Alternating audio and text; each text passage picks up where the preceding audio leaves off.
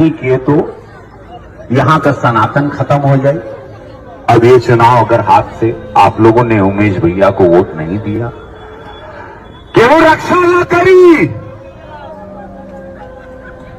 ये हम दावे के साथ कहते कहे। देख रहे हैं दोस्तों, ये रवि किशन जी हैं। ये लोग काम नहीं करेंगे, इसी तरीके से धर्म के नाम पर राजनीति करेंगे, धर्म के नाम पर वोट मांगकर शासन सत्ता में आएंगे।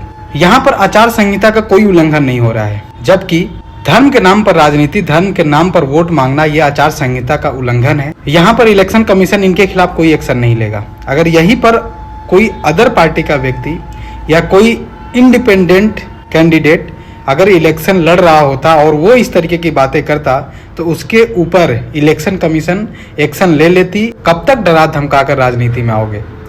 इतने सालों से कोई खतरे में नहीं था, अब ये बता रहे हैं कि कोई बचा नहीं पाएगा। तुम नहीं रहोगे तो कोई बचा नहीं पाएगा। क्यों डरा रहे हो, क्यों फियर डाल रहे हो लोगों के अंदर? भाई इतनी भी डर का माहौल नहीं है हमारे देश में। यहाँ पर अगर इनकी बातों को ध्यान देंगे आप तो साफ तौर पर ऐसा लग रहा है कि भाई हम ऐसे देश में रह रहे हैं जहाँ पर डर का माहौल है। तो शासन सत्ता में तो आप ही हो ना, क्यों है डर का माहौल? आप उसे सही क्यों नहीं कर पा रहे हो? ये लोग इस तरीके से लोगों के अंदर डर डाल चुके हैं कि लोग अब किसी भी तरीके के डेवलपमेंट के बारे में नहीं सोच रहे हैं। लोगों को बस ये डर लग रहा है कि अगर बीजेपी चली जाएगी तो हम खतरे में आ जाएंगे, हमें ये वर्ग हमें जिंदा नहीं छोड़ेगा। अरे भैया ऐसा नहीं है।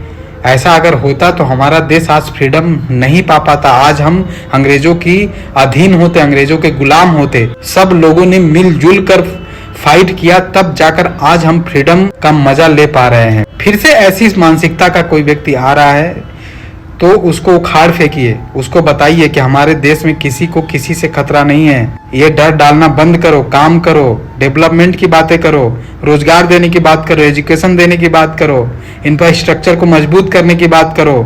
लोग राजस्थान गुजरात से पलायन कर रहे, एलपीजी देने की बात करो। लोग रोजगार नहीं पा रहे हैं और ये लोग इसके बारे में नहीं सोच रहे हैं। भैया मत डराओ लोगों को, ऐसा कुछ भी नहीं है। बार बार इसी नाम पे राजनीति में आओगे? एक बार तो तुम आगे, दो बार आगे, बार बार इसी नाम पे आओगे कि अगर हम नहीं रहेंगे तो आपको खतरा हो जाएगा। डेवलपमेंट करो, काम करके तब वोट मांगो। काम के नाम पर वोट मांगो, डरा धमकाकर जात और धर्म के नाम पर वोट मांगना बंद करो। ये अनकॉन्स्टिट्यूशनल भी है।